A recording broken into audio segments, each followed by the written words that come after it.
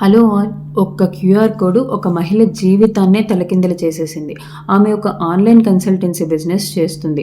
ఒకరోజు client consultation అవ్వంగానే payment ప్రాసెస్లో మీకు మనీ ట్రాన్స్ఫర్ చేయలేకపోతున్నాము, ప్లీజ్ మీరు ఈ క్యూఆర్ కోడ్ని స్కాన్ చేస్తే మీకు మనీ రిసీవ్ అవుతుంది అని చెప్పారు. వెంటనే ఆమె క్యూఆర్ కోడ్ని స్కాన్ చేసింది.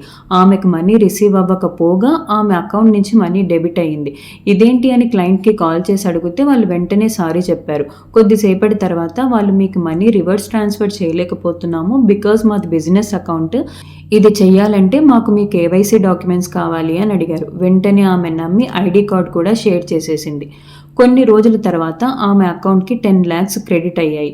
ఇదేంటి అని క్లయింట్ని కాల్ చేసి అడిగితే అయ్యో పొరపాటు అయిపోయింది, వెంటనే మీరు మనీ రివర్స్ ట్రాన్స్ఫర్ చేసేసేయండి అని మల్టిపుల్ అకౌంట్స్ని షేర్ చేశారు.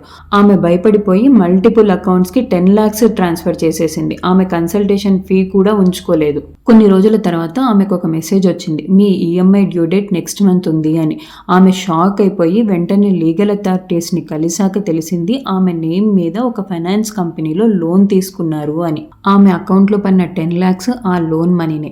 ఇంకా దారుణం ఏంటంటే ఆమె మల్టిపుల్ అకౌంట్స్కి మనీ ట్రాన్స్ఫర్ చేసినందుకు ఇన్వెస్ట్మెంట్ స్కామ్లో అకౌంట్ని లింక్ చేసి అడ్వకేట్ ఆమెకు నోటీస్ కూడా పంపారు. గుర్తుపెట్టుకోండి, మనీ రిసీవ్ అవ్వడానికి ఎప్పుడు మనం క్యూఆర్ కోడ్ని స్కాన్ చేయము. అండ్ మీ కేవైసీ డాక్యుమెంట్స్ ఎప్పుడు స్ట్రేంజర్స్తో షేర్ చేసుకోవద్దు. అన్ఎక్స్పెక్టెడ్ క్రెడిట్స్ వస్తే మీరు కలవాల్సింది క్లయింట్ని కాదు, బ్యాంక్ని కాంటాక్ట్ చేయండి. అవసరమైతే సైబర్ క్రైమ్కి రిపోర్ట్ చేయండి. ఒక చిన్న నెగ్లిజెన్స్ మీ జీవితాన్ని పెద్ద ప్రాబ్లంలో పడేస్తుంది. ఇది సొసైటీలో అవేర్నెస్ కోసం, తెలియని వారి కోసం ఉపయోగపడుతుందని చేస్తున్న video. Please share this video. Thank you.